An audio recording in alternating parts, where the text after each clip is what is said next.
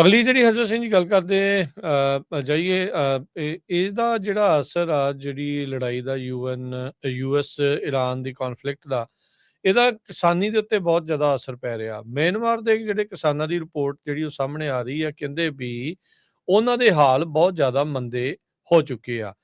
Asia ਨੂੰ 80% ਤੇਲ ਇਸ ਰਾਹ ਥਾਣੀ ਜਿਹੜਾ ਉਹ ਜਾਂਦਾ, ਦੁਨੀਆ ਦਾ ਤਾਂ 20% ਲੰਘਦਾ, ਪਰ ਜਿਹੜਾ ਏਸ਼ੀਆ ਦੇ ਵਿੱਚ ਪਹੁੰਚਦਾ ਆ ਉਹਦੇ ਵਿੱਚ 80% ਜਿਹੜਾ ਤੇਲ ਆ ਉਹ ਇਸ ਸਟੇਟ ਆਫ ਹਾਰਮੁਜ਼ ਥਾਣੀ ਜਿਹੜਾ ਉਹ ਜਾਂਦਾ ਆ।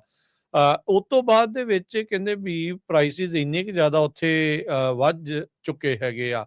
ਜਿਹੜੇ ਰੋਟੋਵੇਟਰ ਹੁੰਦੇ ਆ ਉਹ ਮਿਆਂਮਾਰ ਦੇ ਜਿਹੜੇ ਕਿਸਾਨ ਆ, ਬਰਮਾ ਜਿਹੜਾ ਪਹਿਲੋਂ ਨਾਮ ਸੀਗਾ, ਵੀ ਉਹ ਵੀ ਚਲਾਉਣੇ ਉਹਨਾਂ ਦੇ ਲਈ ਬਹੁਤ ਔਖੇ ਹੋ ਗਿਆ। ਤੇ ਫਰਟੀਲਾਈਜ਼ਰ ਦੀ ਕਹਿੰਦੇ ਵੀ ਸਭ ਤੋਂ ਜ਼ਿਆਦਾ ਘਾਟ ਇਸ ਟਾਈਮ ਚੱਲ ਰਹੀ ਆ। ਉਹਨਾਂ ਦੇ ਐਗਰੀਕਲਚਰ ਕੈਲੰਡਰ ਜੇ ਦੇਖਿਆ ਜਾਵੇ ਤਾਂ ਸੀਜ਼ਨ ਸ਼ੁਰੂ ਆ, 95% ਜਿਹੜਾ ਕੈਮੀਕਲ ਫਰਟੀਲਾਈਜ਼ਰ ਆ ਉੱਥੇ ਉਹਦੀ ਵਰਤੋਂ ਹੁੰਦੀ ਆ।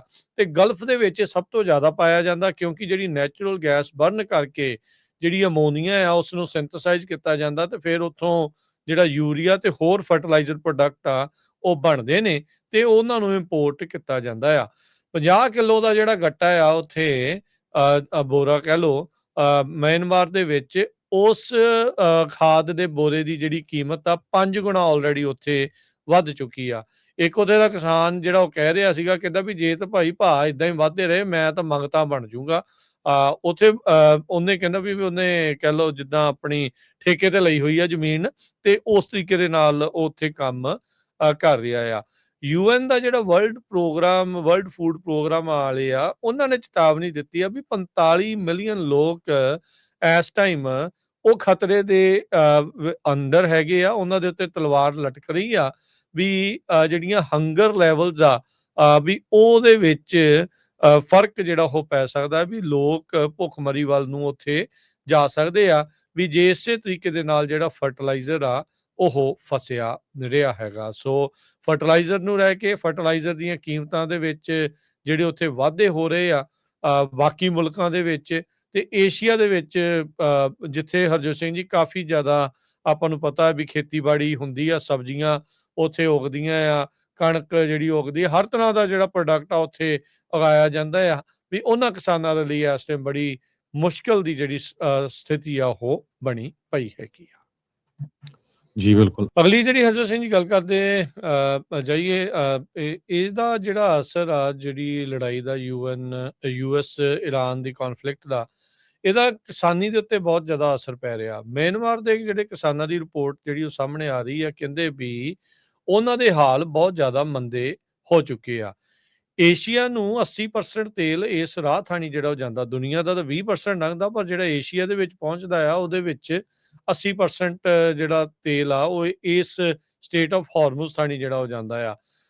ਉਸ ਤੋਂ ਬਾਅਦ ਦੇ ਵਿੱਚ ਕਹਿੰਦੇ ਵੀ ਪ੍ਰਾਈਸਿਸ ਇੰਨੇ ਕੁ ਜ਼ਿਆਦਾ ਉੱਥੇ ਵੱਧ ਚੁੱਕੇ ਹੈਗੇ ਆ।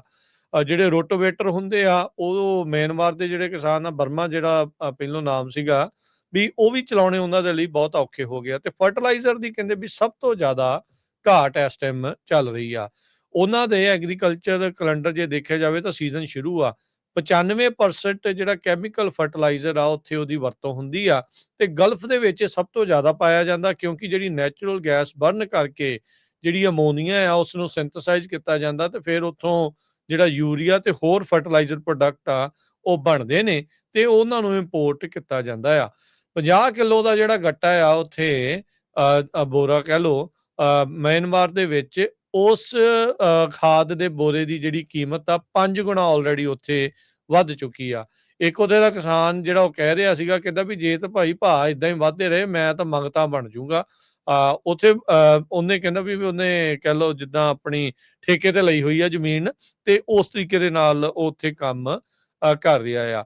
ਯੂਐਨ ਦਾ ਜਿਹੜਾ ਵਰਲਡ ਫੂਡ ਪ੍ਰੋਗਰਾਮ ਵਾਲੇ ਆ, ਉਹਨਾਂ ਨੇ ਚੇਤਾਵਨੀ ਦਿੱਤੀ ਆ ਵੀ 45 ਮਿਲੀਅਨ ਲੋਕ ਇਸ ਟਾਈਮ ਉਹ ਖਤਰੇ ਦੇ ਅੰਦਰ ਹੈਗੇ ਆ। ਉਹਨਾਂ ਦੇ ਉੱਤੇ ਤਲਵਾਰ ਲਟਕ ਰਹੀ ਆ ਵੀ ਜਿਹੜੀਆਂ ਹੰਗਰ ਲੈਵਲਸ ਆ ਵੀ ਉਹਦੇ ਵਿੱਚ ਫਰਕ ਜਿਹੜਾ ਉਹ ਪੈ ਸਕਦਾ ਵੀ ਲੋਕ ਭੁੱਖਮਰੀ ਵੱਲ ਨੂੰ ਉੱਥੇ ਜਾ ਸਕਦੇ ਆ, ਵੀ ਜੇ ਇਸੇ ਤਰੀਕੇ ਦੇ ਨਾਲ ਜਿਹੜਾ ਫਰਟੀਲਾਈਜ਼ਰ ਆ ਉਹ ਫਸਿਆ ਰਿਹਾ ਹੈਗਾ। ਸੋ ਫਰਟੀਲਾਈਜ਼ਰ ਨੂੰ ਰਹਿ ਕੇ ਫਰਟੀਲਾਈਜ਼ਰ ਦੀਆਂ ਕੀਮਤਾਂ ਦੇ ਵਿੱਚ ਜਿਹੜੇ ਉੱਥੇ ਵਾਧੇ ਹੋ ਰਹੇ ਆ ਬਾਕੀ ਮੁਲਕਾਂ ਦੇ ਵਿੱਚ ਤੇ ਏਸ਼ੀਆ ਦੇ ਵਿੱਚ ਜਿੱਥੇ ਹਰਜੋਤ ਸਿੰਘ ਜੀ ਕਾਫੀ ਜ਼ਿਆਦਾ ਆਪਾਂ ਨੂੰ ਪਤਾ ਹੈ ਵੀ ਖੇਤੀਬਾੜੀ ਹੁੰਦੀ ਆ, ਸਬਜ਼ੀਆਂ ਉੱਥੇ ਉਗਦੀਆਂ ਆ, ਕਣਕ ਜਿਹੜੀ ਉਗਦੀ ਆ, ਹਰ ਤਰ੍ਹਾਂ ਦਾ ਜਿਹੜਾ ਪ੍ਰੋਡਕਟ ਆ ਉੱਥੇ ਉਗਾਇਆ ਜਾਂਦਾ ਆ, ਵੀ ਉਹਨਾਂ ਕਿਸਾਨਾਂ ਦੇ ਲਈ ਇਸ ਟਾਈਮ ਬੜੀ ਮੁਸ਼ਕਲ ਦੀ ਜਿਹੜੀ ਸਥਿਤੀ ਆ ਉਹ ਬਣੀ ਪਈ ਹੈਗੀ ਆ। ਜੀ, ਬਿਲकुल।